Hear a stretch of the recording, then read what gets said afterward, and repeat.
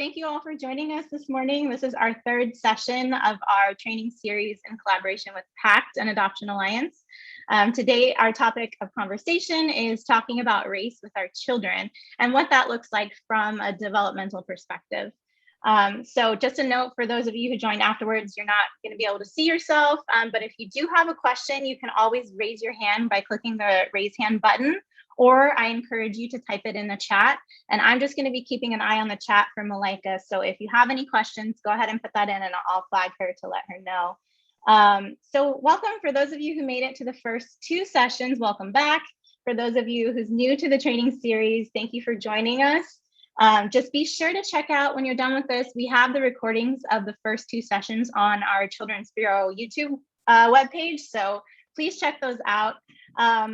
For today, we have Malaika Parker with us. She is the Director of Adoptive Parents of Color Collaboration at Pact. And she herself is a Black adoptive parent of color. And so she speaks from a place of experience, both personally and professionally. So welcome, Malaika. We're so glad to have you here with us. If you're ready now with the PowerPoint, I'll go ahead and pass it to you. Michaela, did we already do the poll? No, let's do that first. Okay. All right, so I'm going to go ahead and launch this poll, and we'll just take a few minutes for everyone to put in their answers. Hi, Nellie.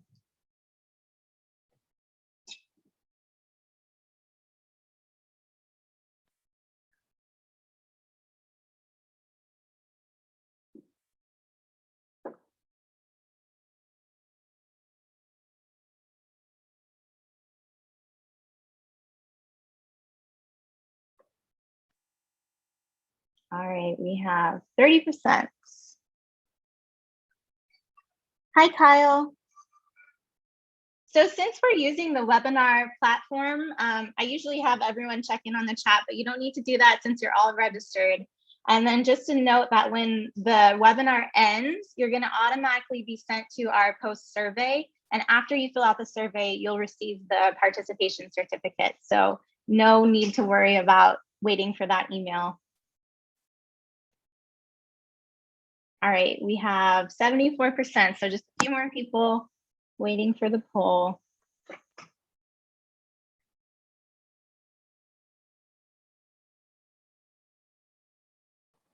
And Lucy, Nellie, you won't be able to answer the poll questions because as a presenter, you can't. As a panelist, you can't. I like to have some people as panelists so that Malaika isn't just talking to my face the whole time. It's so brilliant. Thank you so much. So Nellie, we don't want you to be lonely. Yes. All right, 30 more seconds to finish the poll. We still have 8 people left. All right, I'm gonna go. It doesn't look like anyone else is going, so I'm gonna go ahead and end it. And I'm gonna share the results. So can you all see that? Malaika, Cindy, you can see it? Okay. Yeah, so it looks like our first question, do you think there should be different strategies for BIPOC parents than white folks for talking about race with children? It looks like most people are say yes. For our second question, almost all yes. Do you think schools should talk about racial justice with children? And the last one, 97% yes. Do you think media matters for children building an understanding of racial identity? All right, so keep those in mind because that'll be important throughout the training. So I'm gonna stop sharing this. And Malaika, if you want to pull up your PowerPoint, I will pass it to you.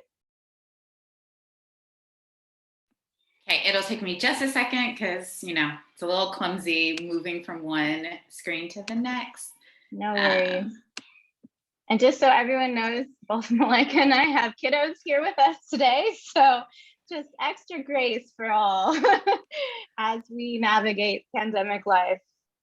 I was telling Michaela folks that I'm parenting 4 children, and I realized just 5 minutes before this presentation that my oldest, who's 15, is back at school already while my youngest are not. And so this is a first of kind of navigating a very long training with my younger kids entertaining themselves. So we'll see how this goes.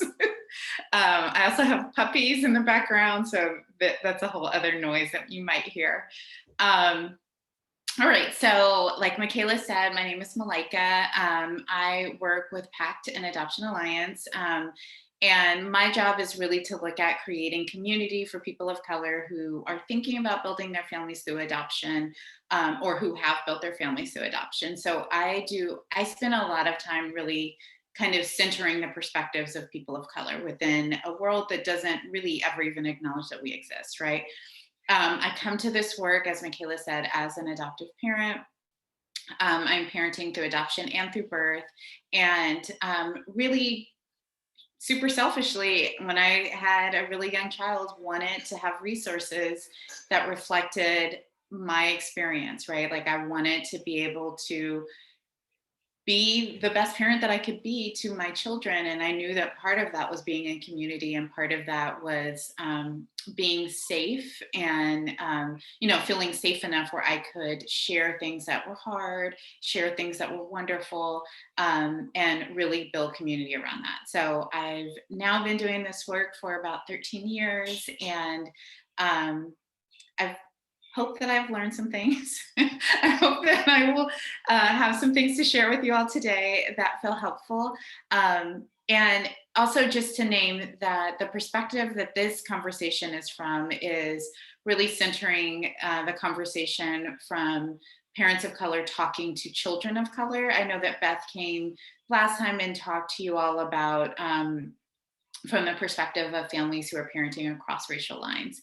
And so this, there'll be some similarities for sure, but there's also some differences in the approach. So, I think with the poll, we kind of talked about this today, but just really wanting to kind of do a check-in, and because it's webinar and I can't see your beautiful faces, maybe just an internal check-in, right? Of like, what are some things that we're bringing with us today to this conversation? What are some assumptions that we have? What are some beliefs that we have? What are things that feel really strongly to us? I know for myself, when I think about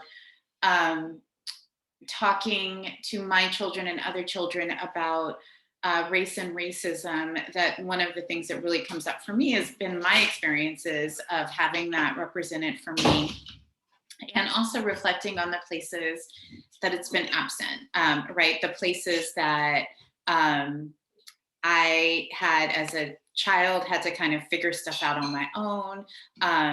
The spaces in where my race was conflated with racism, right? So like who I am was centered as the problem versus a system in society being the problem that would ever make a child feel that way. And like in a real want and need and kind of fire in my belly around trying to make sure that things are different for other children, for other generations of children. So I'm just gonna kind of stop talking for like 5 seconds and just encourage for us to just do a check-in about things that come up for us. What are questions that we're holding? What are things that we are bubbling up in our minds? What are things that we are working to support other families on? What are things we're struggling with as parents ourselves, or caregivers, or people in community with children? So just 5 seconds to kind of reflect and think about that.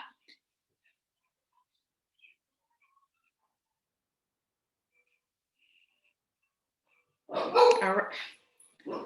And that was not an alarm. That was my dog barking in the background.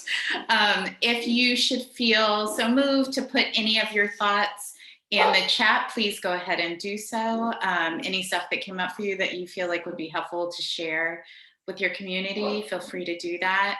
Michaela, if you see anything popping up, I cannot see the chat right now, but if you can see anything popping up, feel free to interrupt me. So where we're going with this conversation, we're going to spend some time unpacking race and racism. We're fully 5 minutes into this conversation and my kids are having a whole conversation right next to me and the dogs have gone crazy. I might have to pause this for a second to figure out what's happening. Let's see, it might have resolved itself. Yes. Okay. All right.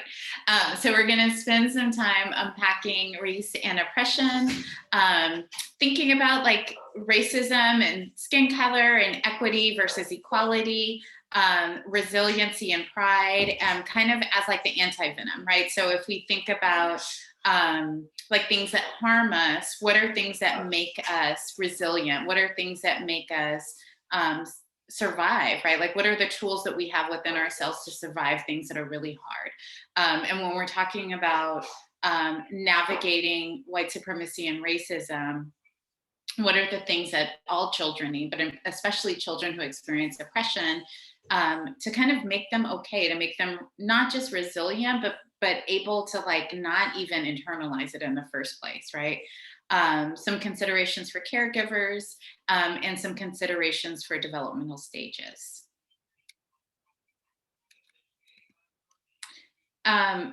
So I share an iteration of this image every time I do conversations about this, about anything related to race and or oppression.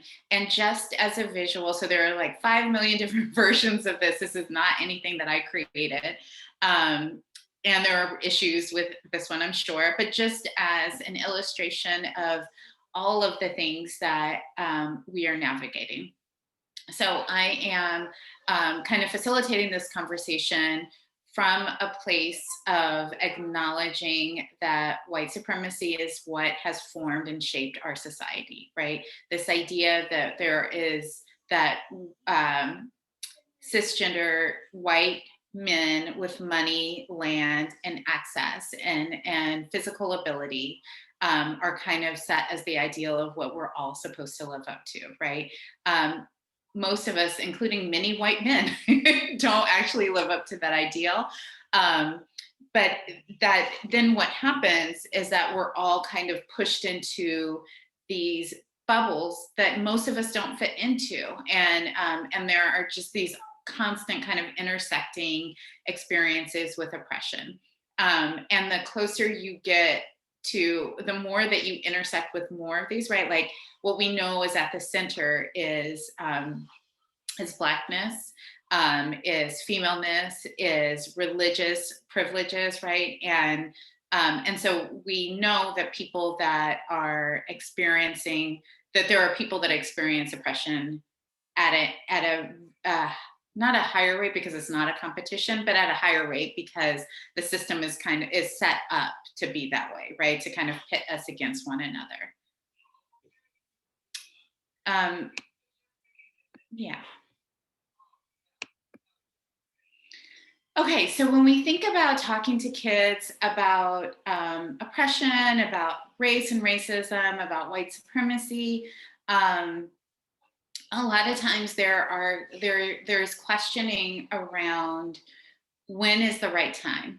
And during this pandemic, I actually spent a lot of time thinking about like, how are we supporting families in being able to have these hard conversations? And what I found is that there are a lot of resources for families who experience privilege, right? So white families to be able to talk to their white children about how they are experiencing oppression, about how what racism means, how we unpack it. And then during the pandemic and the racial uprisings, we started to see some more resources coming out, because people were like, oh man, like I need to have these conversations.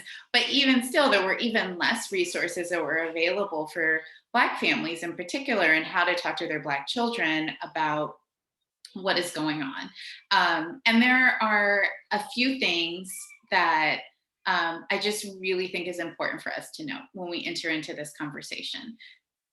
There is never a right time, right? This system that pits some people against others is horrible. It is awful. It is inhumane. And there is never a right time to have conversations with children about things like this. And it is imperative that we do, right? So we're not going to, like, our children aren't 15 years old and then all of a sudden it's the perfect time to talk about how awful these systems of oppression are, right? And what we know from research is that by the time children are 6 months old, they're noticing differences. By the time that they're 3, they've begun to show some signs around racial biases, particularly children who are experiencing privilege around race, right? So they're noticing, like, how do people talk about other people, right? Kids around me might be noticing how their parents like talk about my hair, right? Or talk about my skin color. Are they using words like beautiful and amazing and wonderful, or are they using words like weird or different, or like misnaming my hair as braids versus locks, right? Like all of those are things, or like even just kind of stumbling over their words when they go to talk about particular groups of people, right? So like children pick up really strong cues on, like, are we feeling uncomfortable when we talk about certain things? So, you know, if we can't say the word black without like kind of like it bubbling up in our mouths, we're indicating something to our children, right? If we get nervous when when we're in the grocery store and our kids are pointing out like, oh, that person has brown skin, and we respond to that as if it's an insult, right? Children are picking up on that. If we're having conversations with our partners or other folks in our community that are racist, bigoted, all of those things, kids hear that and they respond to it, and they begin making meaning of the world, right?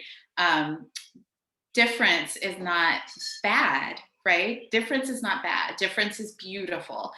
What happens in our society is that everyone who isn't, you know, everyone who's not white, male, cisgender, heterosexual with land and money and blonde hair and blue eyes and, you know, with physical abilities that's who's considered different, right? And the further away you get from that, the more different you're considered. And so we're assigning meaning on that difference. And our children pick up on that. Their entire job is to read us and to figure out how to navigate this world safely. I'm gonna pause because I've said a lot of words. And I'm wondering if there are any questions or comments that might be coming up for folks. Not a one? I'm handling it perfectly. Awesome. I don't see anything in the chat, but if anyone wants to Okay. raise your hand, you're welcome to do that as well. I'll just pause to give space just in case anything's coming up for folks. Okay. All right, so this is just kind of a chart of like looking at how children are experiencing conversations around race. So at infancy, new babies at birth are looking equally at all races. At 3 months old, babies begin to look more at faces that match the race of their caregivers. Around children as young as 2 years old use race to reason about people's behaviors. By 30 months, most children use race to choose playmates. By 4, expressions of racial prejudice often peak at ages 4 and 5. By 5, Black and Latinx children in research settings show no preference toward their own groups compared to whites. White children at this age remain strongly biased in favor of whiteness. By kindergarten, children show many of the same racial attitudes that adults in their culture hold. They have already learned to associate some groups with higher status than others. By 6 and older, they're having explicit conversations about interracial friendships, and they can dramatically improve their racial attitudes in as little as a single week. So like talking to them about things, you can see instant shifts, right? Our society is really built on like not talking about hard things, right? So you can see that by the age of 6, they already have like these strong ideals about who they are, what they should be doing. And so if we're talking and having conversations from the very beginning, we have an opportunity to really form that, right? And so from the other side of this, right, when we're thinking about children of color, this means that by the time they're 6, they've been on the, it's likely that they've been on the not great side of a lot of this stuff, right? So we know that a lot of the biases are going to be directed towards them, right? And so what that means for white folks parenting white children is that if they're choosing not to talk to their children about these things because they're not the ones that are experiencing it firsthand, which is, we see that often, that means that children that are kind of their playmates, their schoolmates, in their community and their society are kind of having to experience them not making meaning of like what's okay, what's not okay, right? And that has direct impacts on how children of color are able to form their own racial and personal identity, right? It also means that we're allowing children, right? I believe that all children really deserve access to truth and access to information. And so if we're not giving them the tools, any child, the tools to be able to navigate a society that they're living in, then we're doing them a disservice. So children of color and white children need tools to understand like what is exactly is going on here, right? And for children who are experiencing privilege, like how do I show up as an ally, right, to my friends who are experiencing oppression?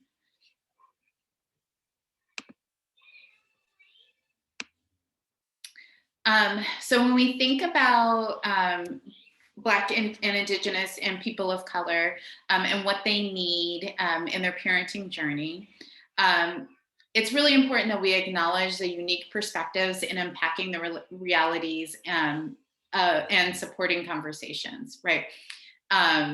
So when we think about, first of all, like people of color is a huge group, right? And so there are differences in how folks have experienced racism, right? So even within particular communities, right? Like as a lighter skinned Black woman, I experience racism in a different way. I experience it, but I also experience being some privileges because of skin privilege, right? I am still a Black woman, but there are some things that I am afforded that a Black woman with browner skin would not be, right? If we think about Asian folks, if we think about Latinx folks, all of us, we think about Indigenous people, all of us experience a particular set of our own uniqueness in oppression that is important for us to call out and kind of tease out, right? Especially when we're talking with our children and when we're thinking about how people are showing up in conversations, because it's really not a one size fits all, and that's really by design. We want to be understanding the impact of oppression on the adults and children, right? So as a Black woman, I have navigated the same society that now my children are navigating. It looks different, right? And their experience in it will be different because I am many, many years older than my children. And there are some similarities that show up, right? So when I, for example, show up to advocate for my children or just be present in their schools, part of what comes with me into those conversations are my experiences in schools, right? If I, as a Black woman, am showing up, as a mom, showing up around social services for my kids, part of what shows up for me is how I've experienced or my community has experienced those same systems. And so when we're talking to our children about things, we're also bringing with us our own lived experience, which is an asset, right? It's an incredible asset that we bring to the conversation, but it also means that there is an unearthing of things that are really hard, right? It's also really important for us to understand and unpack places that we hold privilege, right? So when I'm talking to other folks about racism, it's really important that I acknowledge, like I started off by saying, that how I will experience it is not going to be the same as every other Black woman, right? as a heterosexual Black woman, I am treated differently than than a Black woman who's lesbian, right? Like that is, as a cisgender Black woman, I am treated differently because of that privilege that I carry. And it's important for me to hold all of that, all of those dualities, right? And we need support in developing strategies and the importance of talking and talking often. There is this kind of, there's kind of a thing I think that exists, right, around like, well, Black folks know what they're doing, right? Like they've been having this conversation since the beginning of their involvement in this country, which is true, but it doesn't mean that we've actually been afforded space to think about and talk about and form strategies, right? Like having scripts on how you have these conversations is actually really helpful and important, right? And so as much as we can name that, like these are different ways within different communities that we should be having these conversations. And some of that work has begun. A lot of that happened last year and it was really beautiful to see. But we have a lot further we need to go, right? And we should not be leaving families on their own to have these conversations with their children. We should be really lifting up the brilliance that already exists in all of our communities, and then offering support. And like, these are things we know, these are things that we are still questioning and don't know, these are things we've seen. Yeah.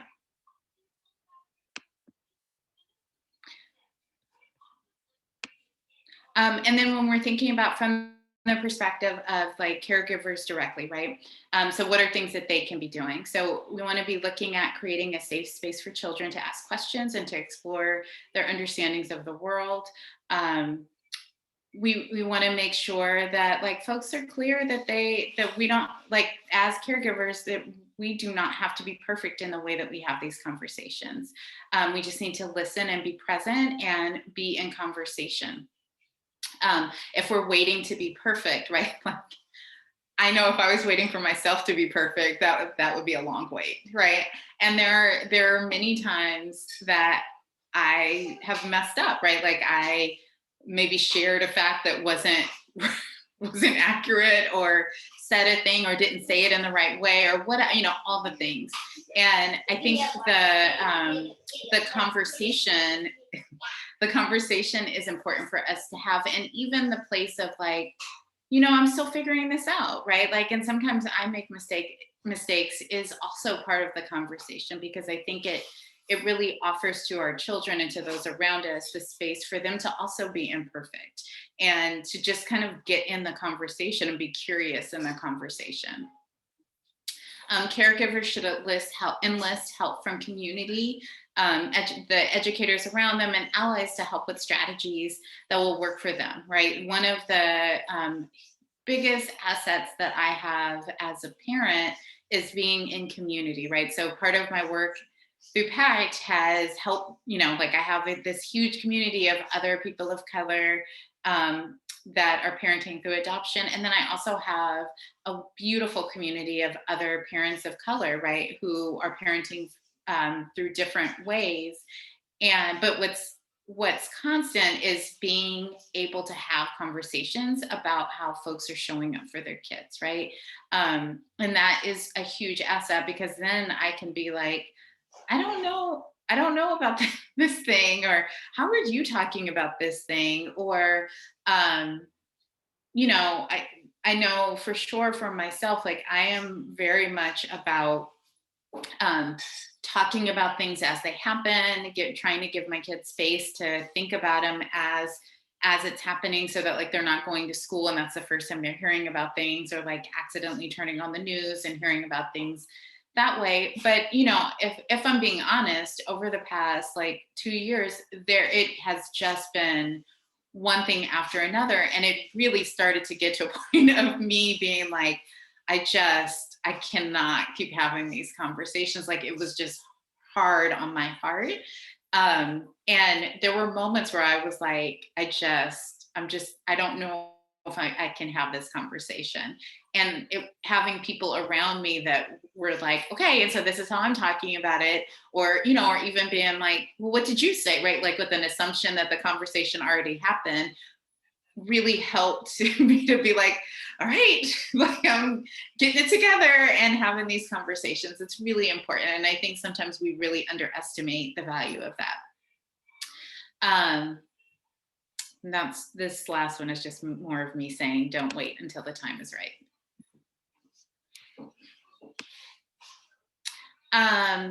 You know, I think often grown-ups worry about sharing too much, right? Obviously, we want to be mindful of like,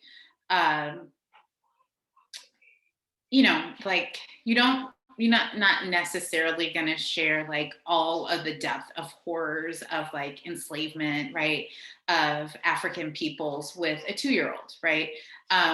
But I also think that we spend a lot of time like trying to curate the exact perfect words to say. And the truth is that, again, like I said earlier, there's never a perfect time. It's folks know their children, right? Like, you know, the children you're in community with, lead with that. And then also be okay with making some mistakes, right? So often when we give children too much information, it goes over their head, right? Like they will hold on to the things that are important to them. And I think it's really important for folks to really just like know that, right? Like that they will hold on to the things that make meaning for them, and they'll come back to the other stuff. So being in conversation often, being open to questions, it becomes really important because they will come back around to things that like, oh, what about this? What about this? And really what you're doing when you're having these conversations is signaling to them, I am safe for you to talk to about all things that are hard, right? Sometimes it might be around race, like, you know, as an adoptive family. Sometimes it might be around adoption. Sometimes it might be around gender stuff. Sometimes it might be around sex and sexuality, like all of the things, right? I think what we want is for our I hope what we want is for our kids to know that there's nothing that's off the table, right? That they can talk to us about. Let's see. Yeah, and just more reminders of like caregivers taking care of themselves, right? That like acknowledging that it can be really hard, right? All of us live in, making an assumption, but I'm just going to run with that assumption. All of us live in a space of wanting children to have their childhood, right? Wanting to be able to kind of just be carefree, and none of us want to be the ones to bring hard things to children, right? The fact that as an adult that I haven't been able to like fix this society breaks my heart, right? Like when I was younger and thinking about becoming a parent and being in a community around other children, I had assumed that many of these things would not still be a thing, and they are. And that, you know, there are moments where it feels like my generation and generations before me failed, right? And the reality is that this is a really well-oiled machine that is constantly working to perfect itself. And it is incredibly naive for my 20-year-old self to have thought that, you know, within like 10 years, it would be resolved. And so, but like that heartbreak is still there, right? Like no matter how rational or irrational it is, the heartbreak is still there. And so it's important to kind of care for that part of yourself, right? Because if we're not caring for ourselves, it makes it really hard to care for others. You know, I think so when we're, and Michaela, after this, I'm gonna have you play the first video.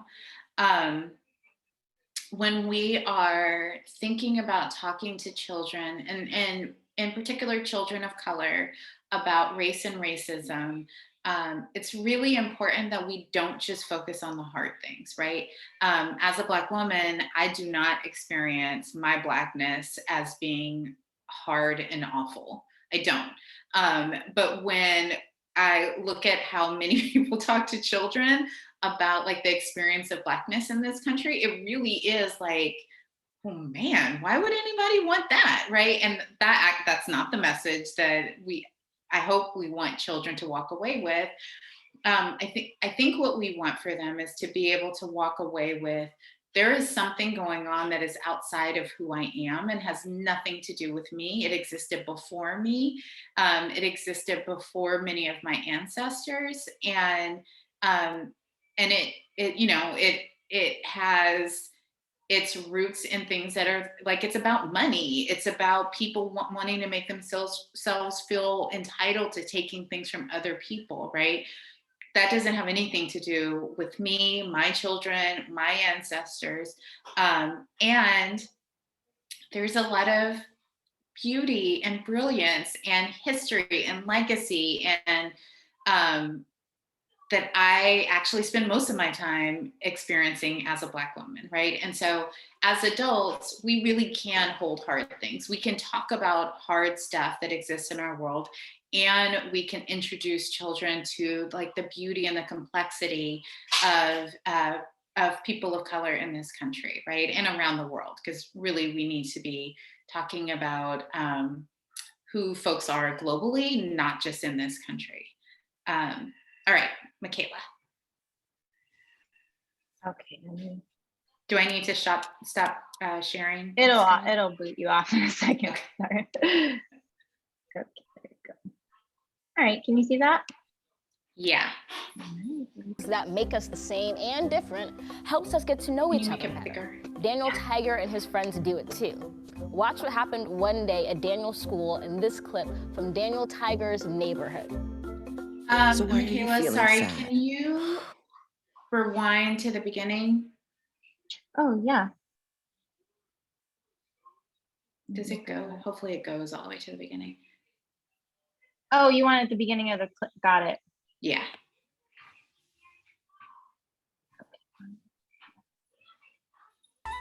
Welcome, everyone. Let's get started by introducing ourselves. Hi, my name is Destiny. I'm Lila. Hi, my name is Rashad, and today I'm here to have a conversation with my dad. I'm going to talk to Mommy about race. Race and racism.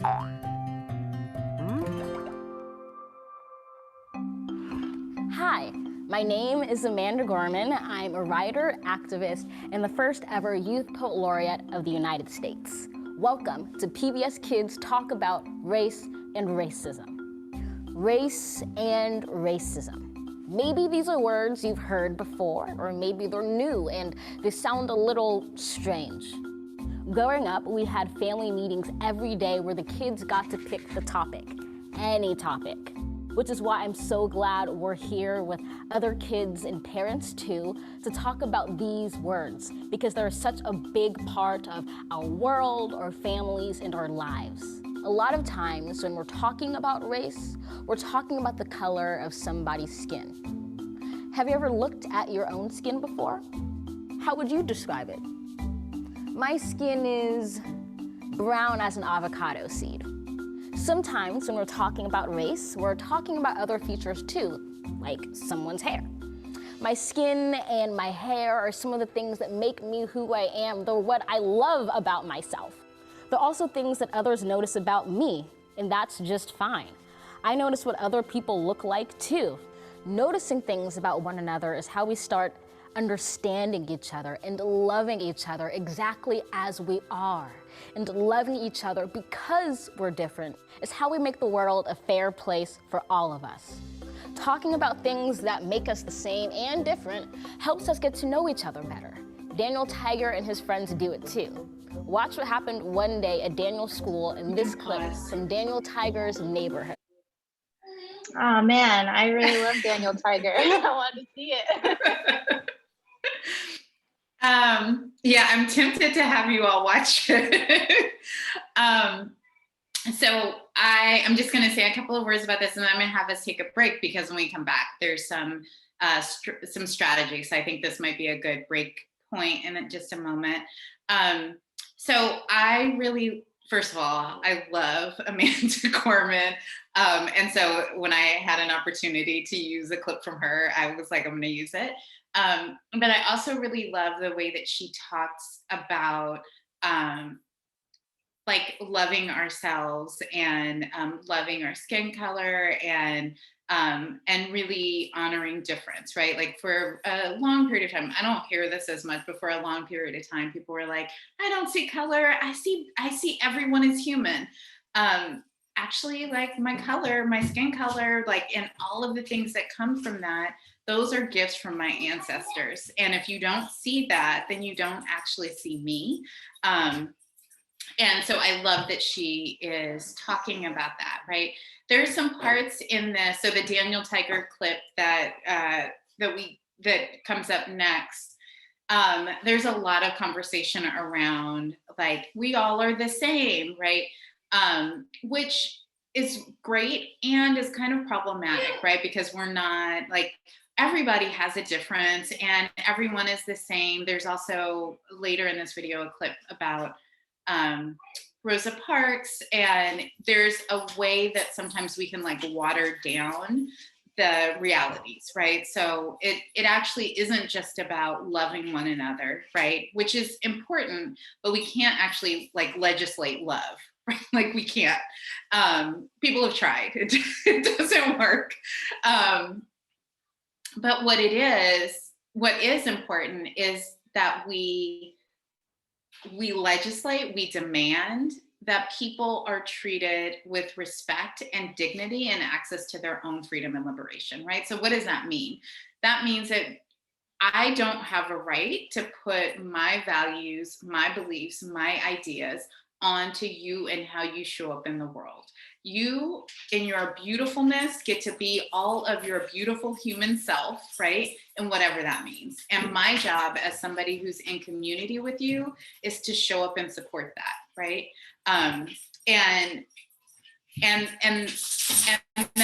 when we can't do that for ourselves as individuals, that, you know, then some other community members, eventually some lawmakers, some folks, some principals in schools, right? Like that we kind of show up to make sure that that container is held, right? And it's not just about us all being treated equally, because at this point in our society, we actually don't need equal treatment.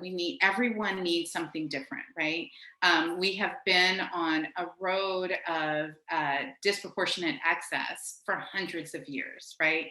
And so if we only talk about equality, or if we only talk about equity, excuse me, if we only talk about equality, everybody being the same, it's still early in the morning for me, then we aren't actually getting to like, no, actually at this point in history, like when we think about schools actually have to do some stuff to lift up the experiences of BIPOC students, right? Like we have to shift the whole history landscape that's presented to children. We have to shift what we have access to and resources. And sometimes that means, often that needs to mean not centering the experiences of people who are, who have European ancestry, right? Because so equal would be everybody gets 5 minutes, right? But actually one kind of group of folks have gotten hundreds of years. So we're not at a place where everything can be equal, right? I hope that makes sense. And so I'm going to have us just take a body break for a second. I'm going to make sure that my house is still standing. And let's come back at 11. And I really want to encourage you while you're on your break to think about any questions you have, anything that you're like, I don't know, Malaika said this thing, I think maybe she didn't have her coffee this morning, or, you know, like, I'm really wondering about this thing. I love to talk, but it's only, you know, this is only as meaningful as it is responsive to what you actually need in this moment. So it really helps me to know what's on your mind. All right, so 10 minutes. We'll see you back in just a moment.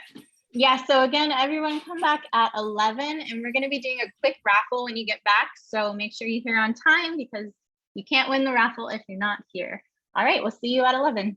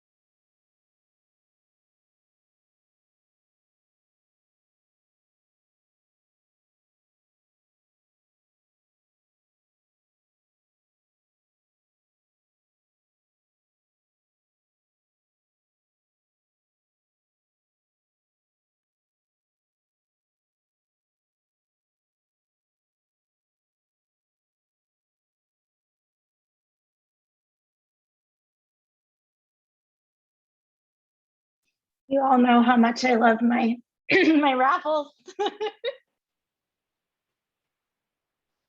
right, we got 1 more minute for everyone to return from their break. We have some questions.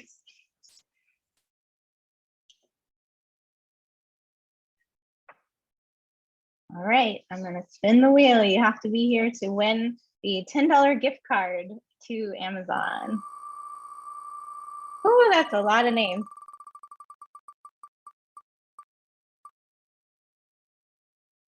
Oh, man, that was a close one. Rebecca. All right, is she here? Let's see. Rebecca, if you're here, please put here in the chat since I can't. There you go. All right, thank you, everyone. We're gonna go ahead and leave some space for questions because I know some people raised their hand while we were on the break. So I'm gonna stop sharing. And let's go up to questions. So first we have Jasmine. I'm gonna go ahead and unmute you. Hi. Hi, Jasmine. Hello. Do you have a question? Not currently, I'm sorry. That's okay. Oh, sorry. Your hand was raised. Let me go ahead and write it down. She's like, why are they calling us? Okay, let me put your hand down. Anyone else? So if you did think of anything during the break, go ahead and put it in the chat, or you can raise your hand by clicking the raise hand button. So we'll give just a little bit of space for that. And while folks are reflecting on if they have any questions, Michaela, I think I want to go ahead and do the last video. So I think you have the marker for it. Yes, I do. Give me 1 second.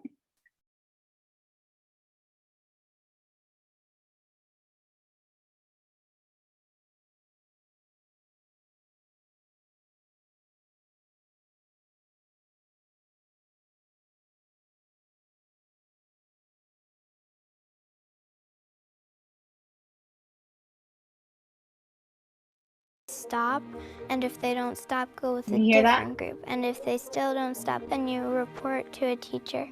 We do talk about racism. While we're eating dinner. That's true, and sometimes those conversations are not always fun, and sometimes they make us sad. But why do you think we have those conversations? We should be learning about what's happening, because then we can do something about it. That's right. There's the little things that everybody can do to stand up, to take action. That's you going with me to vote. You know, if we hear people or see people being treated badly, we say something right away. We all have our little part in the world. When we went to the Black Lives Matter protest, what do you remember from that? I remember we stood up and we held up our signs. Do you remember what our sign said? Me and my brothers said peace, Mm-hmm. and my mom said Black Lives Matter. Black Lives Matter. And why did Mommy have a sign that said Black Lives Matter? Because people aren't treating Black people fairly. That's right. And that Black people need to be treated as fairly as everyone, right? Yeah. I went down to the Black Lives Matter Plaza and I protested in the rain. Really? Tell me more about that. What types of people did you see down there? I saw a lot of Black people, a lot of white people. There was like 1,000 people there. Wow. I took a stand. I was kind of nervous because I didn't really know what could happen. But then when I went there, I was like, oh, I feel great. That's great. I just want it to be equal so everybody can just have a good life. I agree with that, Ray. I would really love to make a change in the world. How so? I can express my feelings by art like you do, by music, and by writing, poetry. Yeah. I like fighting. I'm not going to use the word fighting. That's right. I'm going to use the word, what was the word? Advocating. I'm going to keep advocating to get what we should have, which is equal rights, because you should be proud of being Black. And that's what me and you are proud of. This is just the beginning of our conversations about race and racism. And there's a lot of things that I don't know, a lot of things you don't know. Together, we can figure out a lot of these tough, hard questions. And even in the future, I hope that there's an open communication between us. Yeah. There is no one right way to talk about racism, and as long as we can start to build those conversations from a respectful place, I say we talk about it more. It's time. Yeah. I really enjoy having this conversation with you today. Me too. I love you. Me too. Even with all our differences, we are all parts of the same race, the human race, which means we're all in the same big, beautiful family. Change doesn't happen all at once. It happens bit by bit. It happens when one person starts to speak up, and then another person, and another, until all those voices are just so loud, they have to be heard. And when we use our voices to celebrate our similarities and differences, to talk about racism, and to stand up for ourselves and each other, we can make things fair for everyone. Writing poetry is my favorite way to use my own voice. This is a poem I wrote called Talking Gets Us There. It's normal to notice what makes us different, because what makes us different is what makes each of us so special. There's beauty in every type of face and in every type of freckle, from the curl of your hair to the color of your skin. No one is exactly the same, not even twins. But across time and place, people have been treated unfairly just because of their race. So heroes get into good trouble. They have to struggle for a long while, but when they win, it's worth every mile. People of color still experience racism today. So it's up to all of us to say enough is enough, to speak out with all our hearts. And that starts at home, starts with asking questions about race when we're taught about it. Together, I know we can tackle racism. But first, we have to talk about it. Thank you for spending this time together with me and PBS Kids. All right, we've now all had our Amanda Gorman fill for the day, and super cute kids, and also their parents or caregivers for being able to kind of sit in conversations. A couple of things that were really striking to me about. There are a few things that are really striking to me about those videos, but a couple of the things are. One, the white parent who was like, this is just the beginning of a conversation. And that kid is clearly like an elementary school kid. So just like noticing that privilege, right? And then just really noticing like the dad who was like, yeah, like, I'm proud of, good job. Like, you did a good thing. And the mom who was like, there are lots of different ways, and like, we might be imperfect and messy, but we'll still have these conversations. And the white mom who was saying like, yeah, maybe we haven't talked about this so far, but we're going to start today. Right. All of that just like really warmed my heart. So I want to share it with you all. I think while we were on break, one of the things that I was thinking about is one of the things that I was really thinking about is a few years ago, all of these videos that were circulating around the talk, right? Around like how Black families sit their children down and have these conversations around police interactions. And, there were some really beautiful videos. As a parent, I really loved seeing them because it really reflected like the heartache, but also the beauty in the conversations and the ways that families are really showing up to have hard conversations with their kids. But it also was just one tiny part of what happens and what needs to happen in these conversations, right? Like that was the talk was really focused on like a lot of the hard, scary stuff, which is incredibly important, right? Like our children, in order to navigate the society, they have to have those skills. They have to. And what wasn't filmed is all of the work that those families have done to lead up to being able to have those hard conversations with their children and have their children know that like that, this is not the fullness of my identity, right? And so the next period of time, I'm going to focus on like breaking it down by ages and developmental stages. And yeah, and we'll see. Malaika, we have one question from Kimmy. I'm going to go ahead and allow. Awesome. Hi, Kimmy.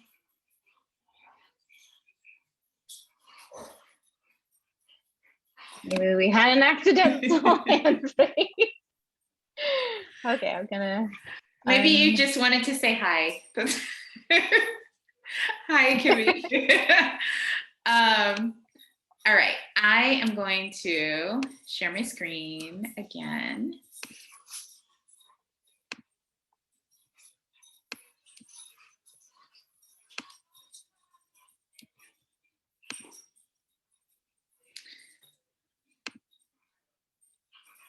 Okay, so, just to circle back to what we were talking about before, like, we can hold hard things. We can talk about the beauty and we can talk about the pain and the difficult things at the same time. We do that all the time, right? And we can do that around having conversations about racism and oppression and white supremacy. We want to be really sharing stories of resistance with kiddos, right? So what does it look like when people push back, right? If we are telling stories to children and all that ever happens is their people were abused, mistreated, and they didn't stand up, that in and of itself is a narrative that we are communicating to our children, right? And so we really want to talk about like how people resisted. So, sorry, I have dogs growling in the background. I don't know if you all can hear that. You can hear it. It's okay. They're happy and playing. This is the downside of having two puppies at the same time. In that video, one of the things that you didn't see that they talked about was one of the families was talking about John Lewis and kind of this idea of good trouble, and then Amanda Gorman also referenced it, right? Like that we really talk about folks who showed up, right? That helps children have a full picture of like, no, my people didn't just take things bad happening to them. They stood up and resisted it. But it also shows like, and I have the ability to show up and resist things too. I don't have to just take it. It also really conveys this idea, which I think is very important for children, to know that people are watching, right? And have their back and are standing up in support of them. So we want to be sharing stories of resistance, introducing them to the world through stories of people who fought against oppression. We're singing songs that play homage to Blackness and to other BIPOC stories, and surrounding our children with images of BIPOC brilliance. And we want to be doing this through every single age and stage. We want books, we want music and art and media, and really just like playing up this idea. And I think, I can't overstate it enough, right? Like we live in a society that's constantly bombarding us with images that are anti-us, right? And so we kind of, like our anti-venom, like I talked about before, is to really like counter that. Like, no, like beauty is all around you, right? Like it shows up in the art, it shows up in the music, it shows up in these books that are really highlighting the power and the beauty of your communities.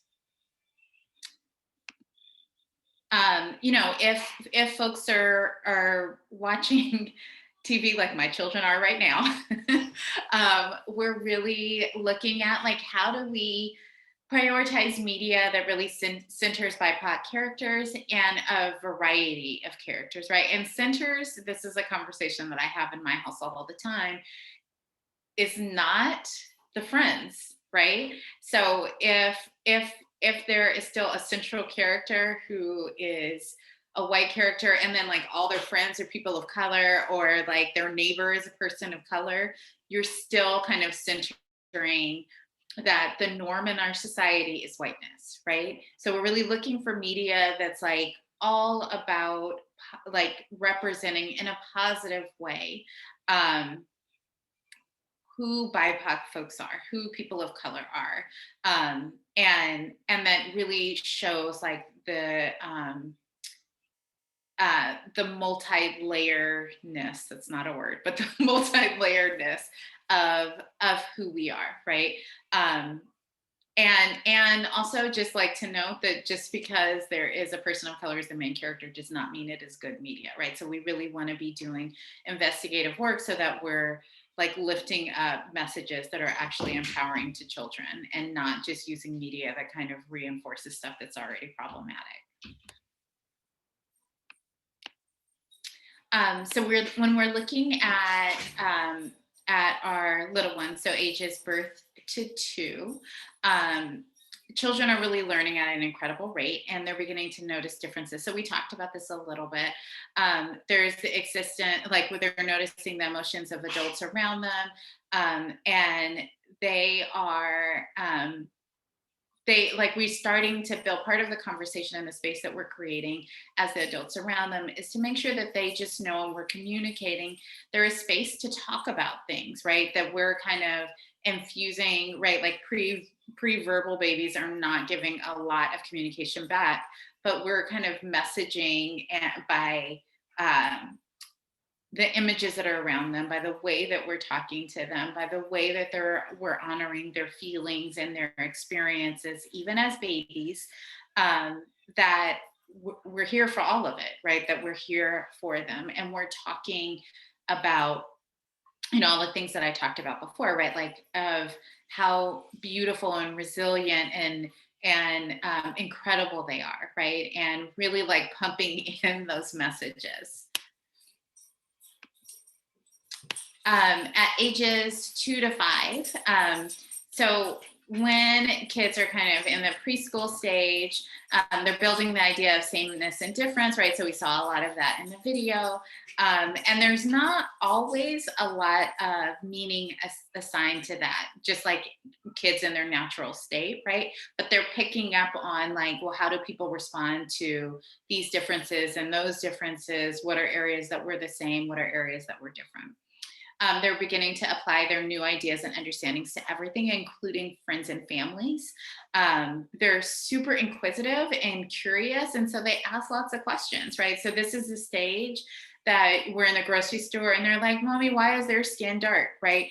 And like I was talking about before, and if our response is, don't say that, we don't talk about people, right? Like you are messaging that there is something wrong with brown skin, right? Or why is their hair curly or different than mine? Or why is their hair straight and different than mine, right? You know, this is a time where you can start talking about like where our ancestors come from, right? Like, so some people's hair is more coily because it protects from the sun, and their ancestors were from a place where there's a lot more sunshine, and it's, you know, and so there's a functionality to these differences, right?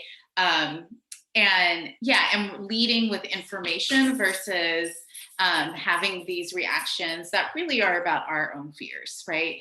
And again, like re-messaging that we're here for any of the questions, and when stuff starts to come up, because around this age, like they also will bring home like, well, all these, you know, they'll start with they're having stereotypes about like, well, all people of this that look like this do this, right? And so we're also challenging that, right? Like, actually, we don't know all people, right? Or in my household, I use language like, Well, when we live in a society that is framed by white supremacy. So we talk about concepts like that in my household. And that means that we are told that some people do this or some people do that, but we know that that's not true. Number one, because we don't know everybody, but also this is why that exists, right? Not everybody is ready or prepared to go down that rabbit hole of conversations, but bare minimum, we should be saying like, actually, we don't do that's something that's called a stereotype, right? And we don't want to believe in that. We don't want to participate in that. I have friends who run a school that's called Abundant Beginnings, and it's here in the San Francisco Bay Area. And their school is, they do summer camps and they do a preschool. And for a while they were doing older kids, and they really lead with conversations around challenging oppression, right? And so children are having conversations around white supremacy, and I believe, I always misquote it, but I believe they have a white supremacy fairy. And the idea is like, there is like a fairy, not good or bad, right? But there's a fairy that just whispers things in people's ears and tries to make them believe that certain things are true, but we know that that's not true, right? And my children, after spending time in the camp, started having kind of a depth of conversation around stuff like that. And we then were able to talk about, we called it the white supremacy, we kind of took it and reframed it as the white supremacy monster. And so when we're talking about media, we were able to say things like, well, like, the reason mommy and daddy don't let you watch this particular thing is it's really feeding into the white supremacy monster, right? And we don't want to feed that monster, right? And so what are some things in that, for a period of time that worked really well, and we've had to continue with the conversation in different ways, but children are actually can be very complex thinkers. And we live in a society that challenges their brilliance always, right?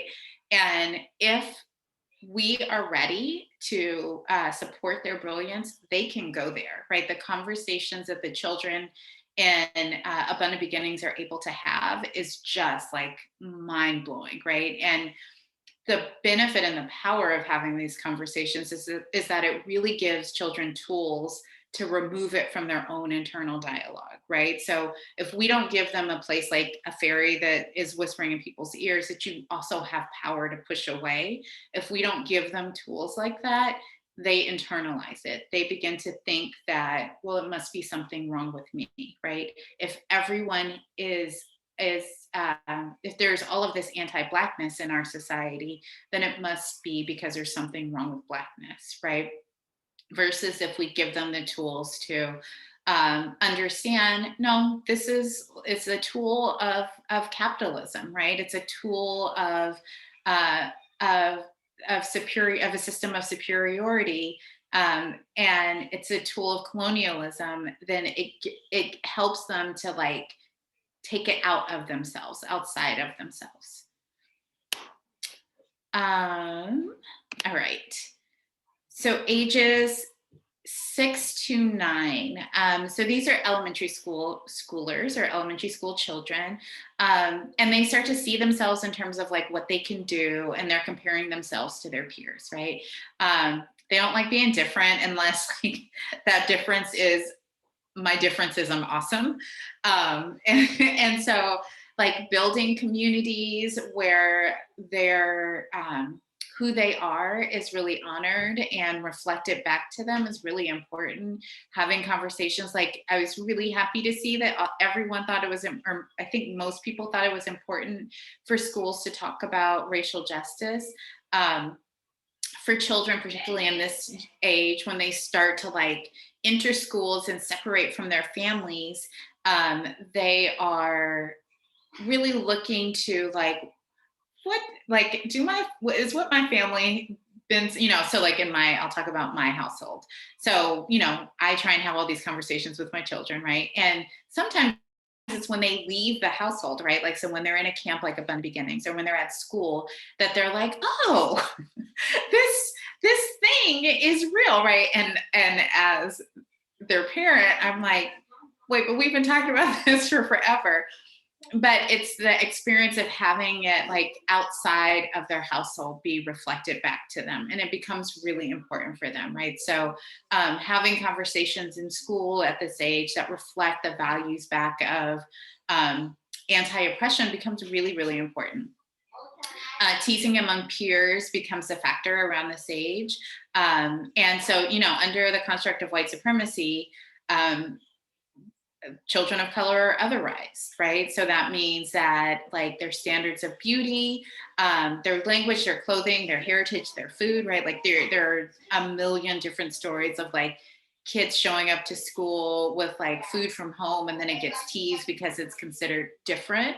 But really what that means is because it's not considered, it's not from a Eurocentric palette, right? Like it's not, right? Or it's not like what's considered American, which actually isn't a thing, right? Because American, I could go down a whole rabbit hole with that. And if we're in a setting that is really encouraging all of us to think about like, what does it mean? Like, what are different foods, right? Like, what are different ways that cultures and communities show up? How do we feed our bodies? Why do we eat certain foods? How do we like honor that like all cultures have are beautiful, all languages are beautiful, you know, that there are all of these different components of who we are that are worthy of being honored, right? And you know, and that is really helpful for setting a stage for like how children interact with one another in spaces like school, right? So at this age, especially like towards older elementary school, they're really starting to like pull away from their families, right? They're really starting to develop this sense of myself in the world, right? They're preparing for middle school. The curriculum in school is really kind of gearing them up towards independence. And so we're really front loading prior to this, like all of these ideas, right? And reinforcing and leaving conversations open so that they can come back and like really try stuff on. Because by the time they're in middle school, they really are, you know, most children, not all, but most children are not like it's not an instant communication with their families, right? And so we're really trying to use this elementary age and stage to like test out, try out, learn, and build. Like how do we really make sure that the values are there, right? And how do we really help our children in our community to challenge these ideas as they show up and to be able to spot them, right? What are things that we can acknowledge, that we can notice when that are kind of like symptoms of that little fairy whispering in somebody's ear? When are we hearing it whisper in our ears? What is it telling us? So interrogate what's being offered in school assignments becomes really important. Like, what is the curriculum? What are the things that are being talked about? And then if it's stuff that's awesome, how do you replicate that at home? How do you like encourage your child? How do you encourage children in your community or your child to have those conversations back at home and reflect that like it's a value to you also?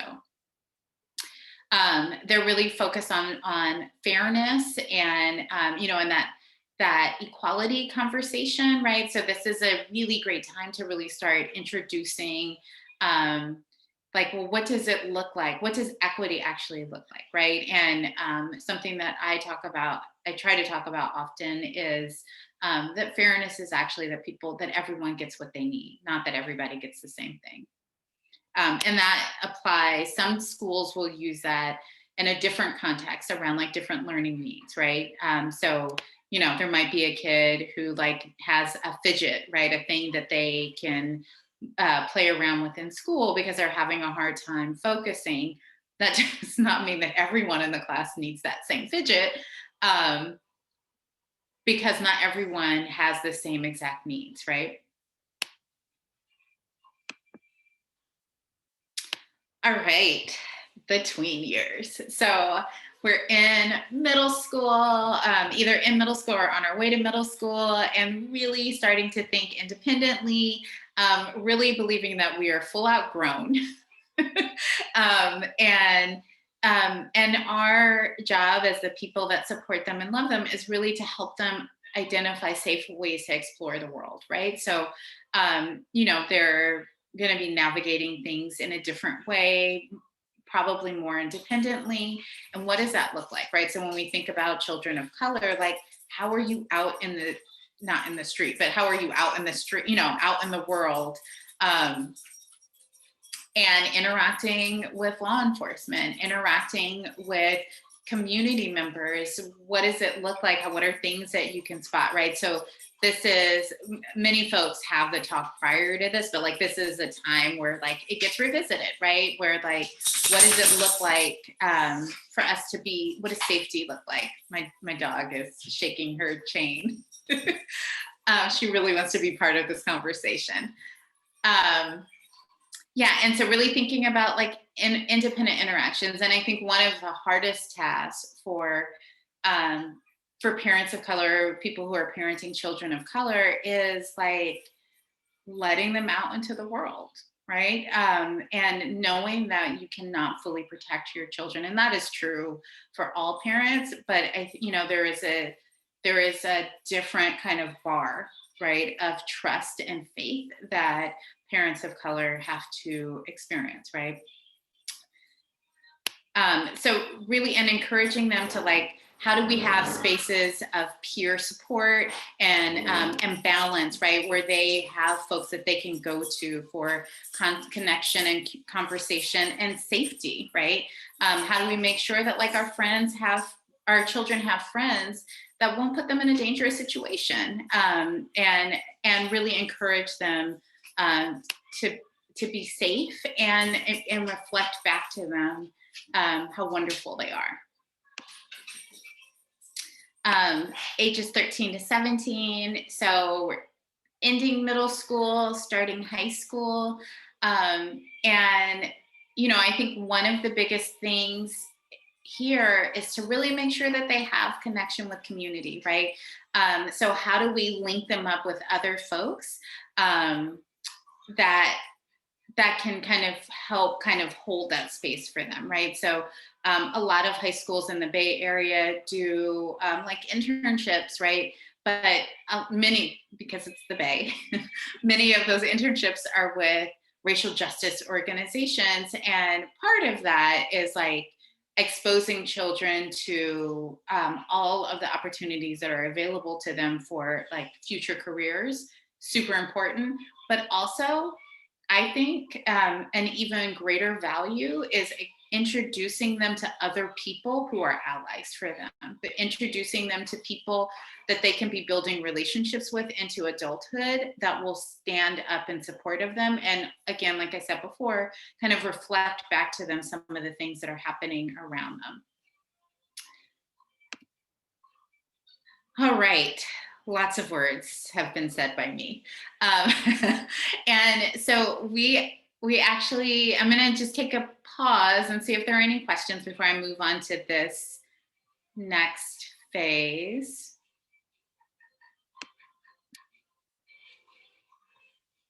All right, I don't see any questions. I'm going to assume that means y'all think that this was a perfect presentation. I expect evaluations to look that way. And I'm just to kind of close this out. So we're ending a little bit early. Also feel free to give a positive review for your extra time that was given. But I would like for us to think about, I'm totally joking, be honest and reflective of any and all the things you need to say. I want us to think about like, what are some things that you can take with you in your work with families? So this presentation was very much like talking about how families can kind of show up and support about for and with children, right? But as folks who are supporting families in the world, how can we take some of these ideas and support families who might be having these conversations?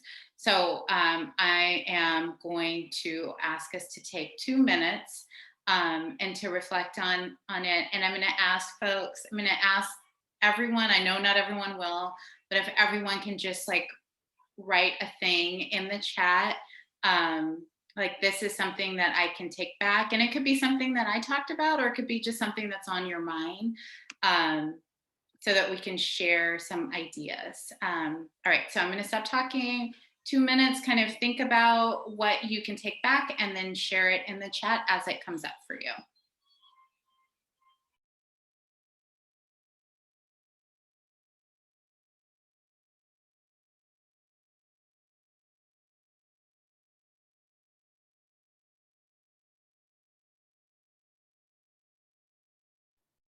Yeah, the white supremacist monster.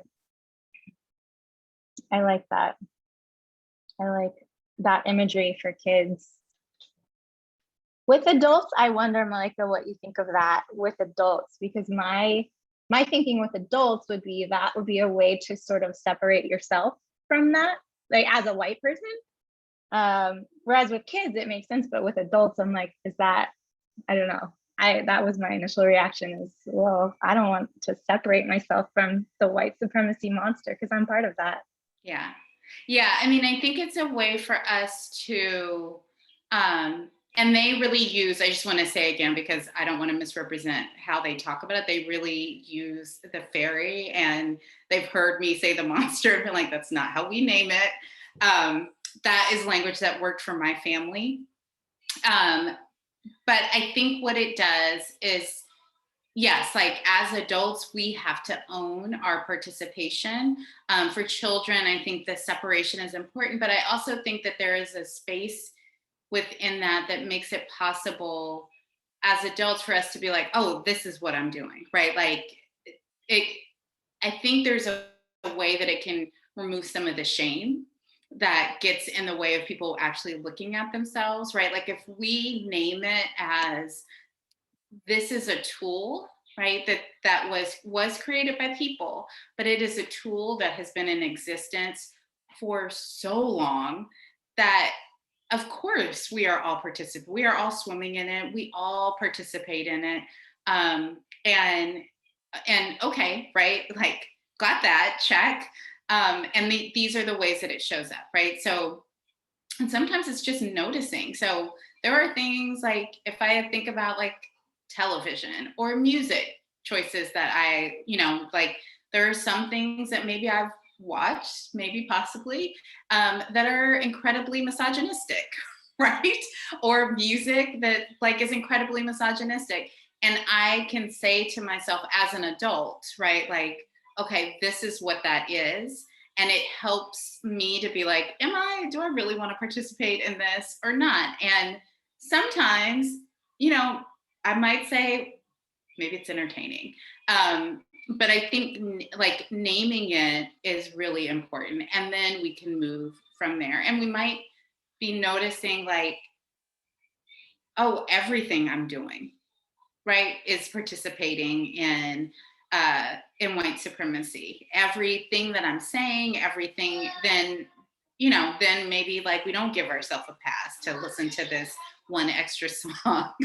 Or, I think it might be a helpful tool. But I agree, Michaela. I think it's really important to like own it and embody it and then push it and reject it, right? Actively reject it. All right. Yeah, sort of like you can choose to feed it or not. Yeah. Yeah. Yeah. I like that. By the way, there was a question in the chat from Jennifer Chang, I believe, of Jacqueline Chang. Are there any books, resources that would be recommended to use to help with facilitating dialogue with children to learn more or be able to have conversations with adults? So, books to use with adults or books to use with children, or both? I'm taking this to mean both. Okay. So so there are not a ton. Well, let me not say that. I'll send a list of some books that are helpful for both children and adults. And I think there is a lot of stuff that's been coming out over the past couple of years. It's been really wonderful for adults of color to see their stories reflected. Like a lot of parents have been and caregivers have been writing and doing podcasts and those type of things that are excellent. There aren't, as a Black mom, there haven't historically been a ton of tools that have been made available that I have come across, right? That have been available to me as a parent that are like, these are things that you need to do. And so part of it has been like pulling pieces from different places, but I will come up with a list. So I'm just gonna pick out a couple of different things, and I'm so proud of you all for folks actually putting stuff in the chat. Thank you. Everybody experiences things differently, and it's important to acknowledge. Yep. It would be great to get more dads and or male figures to speak and role model for kids as well. Yeah, I agree. I think in the world of parenting, there is, because I think we typically look at caregiving. Caregiving is is assigned based on gender in our society. But there are some books that have come out where the main character is a dad of color and they're talking about things, but there's so much more that's needed. It should be normal to discuss different appearances, racism, culture. Yep. I think just like lifting up the conversation. I loved that Amanda Gorman talked about having like these conversations weekly. I think it was either weekly or daily. And like, it just kind of gets into a rhythm of like, we talk about stuff, we bring stuff up. My kids are not going to be happy with you all, because I think I'm going to tell them after this, we're going to start doing more of that. They'll be complaining. You might get some emails from my children about that. Include in the conversation about race and racism, the beauty of difference, the resiliency of the oppressed, and the resistance, good trouble that people of color have employed as self-advocacy. And thank you for addressing color blindness, acknowledging color, race, and getting comfortable talking about it promotes a child's identity. Yeah. So one huge resource that I'm sure Beth already talked to you all about it, but our website, so the pactadopt.org, is a huge resource. We have 1 million books talking about race and identity for children of color. Many of the books, admittedly, are for unpacking racism for non-people of color parents, but we've added, there's lots of stuff. There's lots of articles from people all over, from lots of representation from our community. And so that is one resource that I definitely think you should look into. And then again, I'll send some other resources and some articles and stuff like that I find. All right, Michaela, any stuff that I need to say, you need to say before we log off? No, I just appreciate you so much. And I really enjoy the way that you break it down so clearly. And I think it's just really important that we continue to hear that message, because a lot of our caregivers really need to hear that. And for our kids to be able to have the space and the freedom and to be encouraged to have these hard conversations, it starts with us as the providers, and then as the caregivers to be able to open up that space for kids to have those hard conversations. And it's just necessary. So I appreciate you coming on and welcoming our conversation. And if anyone would like to stick around for the next few minutes, if you prefer a smaller group and you want to, ask Malaika, we can hang on for a few more minutes. But if not, thank you for coming. Again, after you click out of here, you will have a survey that you can complete, and you'll immediately get a certificate once you complete that survey. And then this recording will be sent in our email tomorrow, as well as the recordings for the other 2 sessions that we had with Pact. So please let me know if you have any questions. You can always respond to that email that you get directly from Zoom. All right, everyone, we'll hang around for a few more minutes. If not, enjoy the rest of your day. Thank you.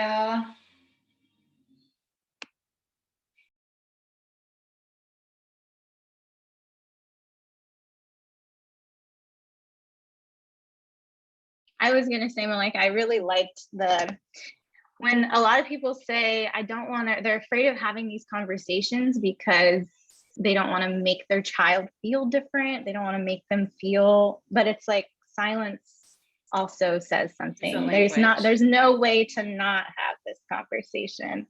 And I liked what you said about having the children having people around them who are also experiencing that. That's a huge important piece of it, is that making them not feel alone, especially for non-people of color who are parenting children of color, having people around them who are experiencing that so that they aren't feeling alone in it. And that, you know, I don't know, that just was an important reminder, the other piece of it. Yes, we have to do it, but there's also ways to do it so that, you know, they're supported.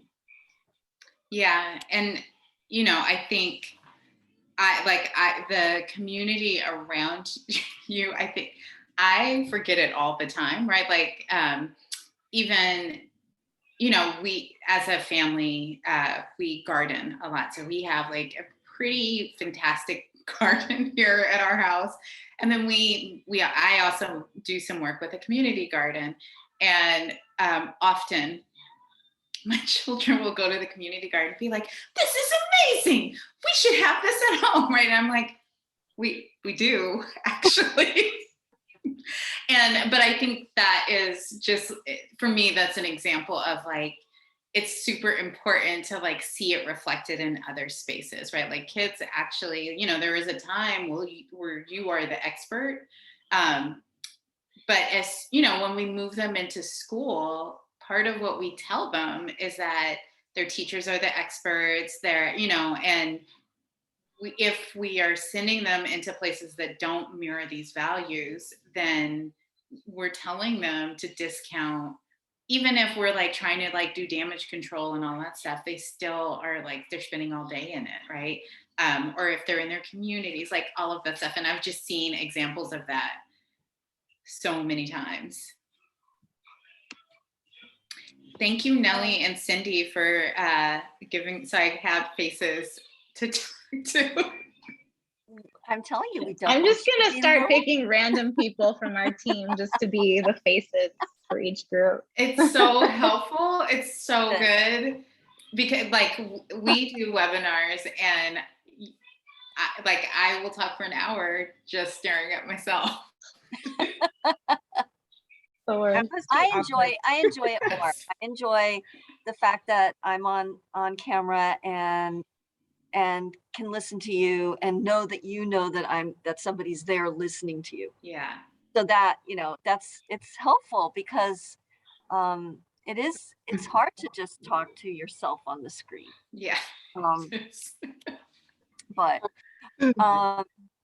I think we're going to need to talk about, and I know this is still being recorded, but I think we're going to need to talk about future trainings for families, not just the community professionals, but for families, because if they're not addressing it now and taking a look at these issues now, they're going to be looking at them in the future, whether they like it or not. And we have a lot of families who do feel that being colorblind is okay.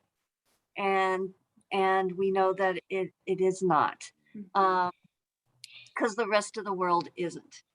And so I think we have a lot of work to do with our families. So hopefully we'll be able to reach out to you and Beth and take a look at, you know, how can we better support our families, especially the families parenting children of color who are not people of color themselves, because they don't see it as an important issue many times. Some families get it and they don't need any education at all. Some families get it right away, but other families, they don't see it. So I think it's super important.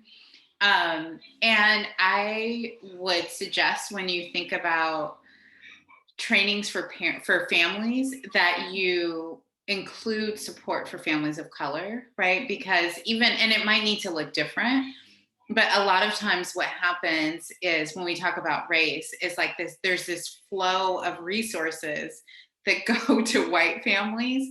And sometimes it's because like they're raising privileged children, or, you know, or like there's lots of different reasons.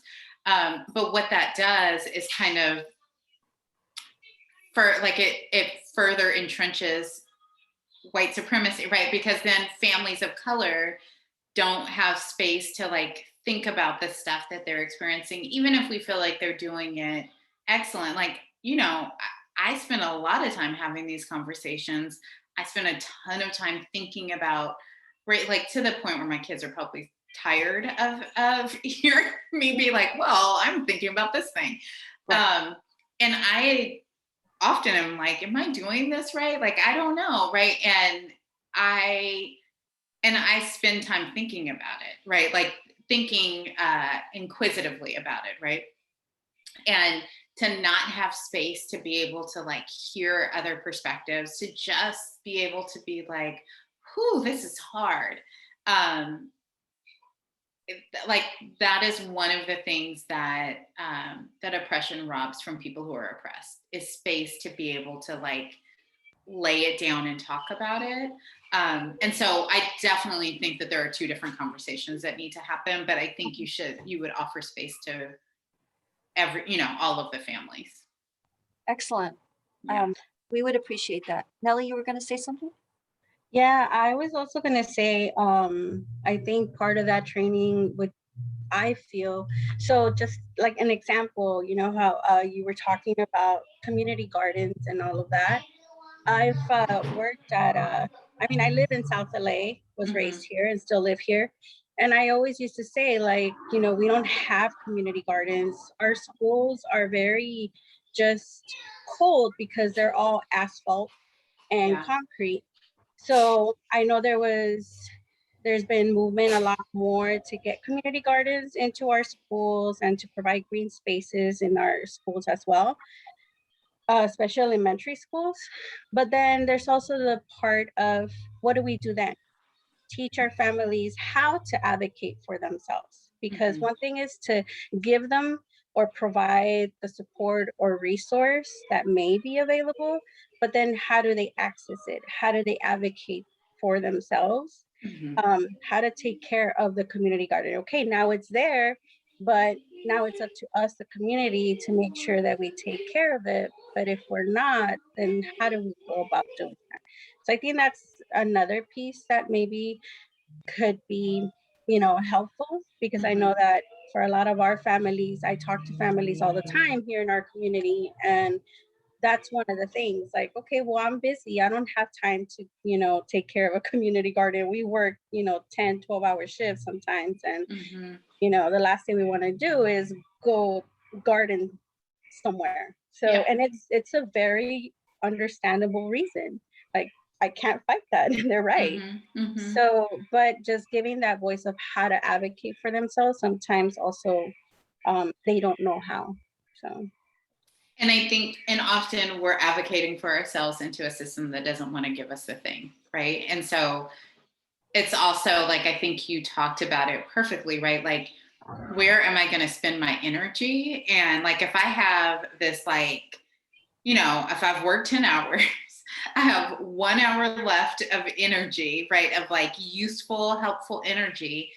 Where am I going to spend that? And, you know, if it's for, just to like run with the garden example, if it's for a garden that like is in a space that I already don't feel comfortable, or if I've been taught that like my community's ability to be in connection and in relationship with land is a negative, right? Like that might not be a space that I'm going to be in. And, you know, I think most communities of color know how to advocate for themselves. I think the conversation is often where and how we do it together. Like, how do we use our collective resources, right? And I think also, is a community garden the thing that community wants or needs, right? Like, there's also like that piece, right? And it's, you know, in wealthier neighborhoods, folks have access to things that they don't necessarily have to managed. You know, like, so an example of that is, there near my house, there is, or in Oakland, near where we live, there is this beautiful garden. It's a community garden. It's a beautiful community garden. And I love it. And we don't have to do a single thing. We just like walk through it and notice the beauty of it. And, you know, like, because other people are managing it and there's been all of these resources poured into it. There also could be structures like that where, like, I can participate if I want to, but I also know that people care enough about me having access to fresh food, right? That they will grow the thing and all I have to do is show up and pick it up. Or maybe they'll even deliver it to my front door because maybe I just don't have the time. And maybe I should not have to work 10 hours, you know, to be able to, you know, there's like all of these other steps that I think that all of that is part of the advocacy, you know, and like, and how do we like pull back the layers of what's possible for our folks? Because maybe if people had enough to care for themselves and their families, working 8 hours a day or working 6 hours a day, then there's more opportunity for access to like rest time and to think about like, yeah, maybe it would be cool to be in the garden. Or maybe like folks need to have conversations about like what happens for children, what happens for all of us when like our hands are in the dirt, right? Or what happens for all of us when we're in the sun. And, you know, they're like all of these layers that I think just not having the opportunity to sit in community and think about stuff that we don't even get a chance to explore. Right. Yeah, so definitely talking about for the future about how we can make those groups for both to have, you know, so that people can talk about what they're experiencing and how they're having these conversations and not just, you know, feeding into the white supremacist monster. So yeah, I definitely, thank you, Cindy. We'll definitely have to follow up on that and see what we can do for our parents as well. Yeah. All right. Well, we are almost at noon. So thank you, Malaika, for being here today. It was so good to see you again. You too. Bye. Thank Have you. a good rest of your day, It was everyone. a wonderful training. Thank you. Bye. Bye.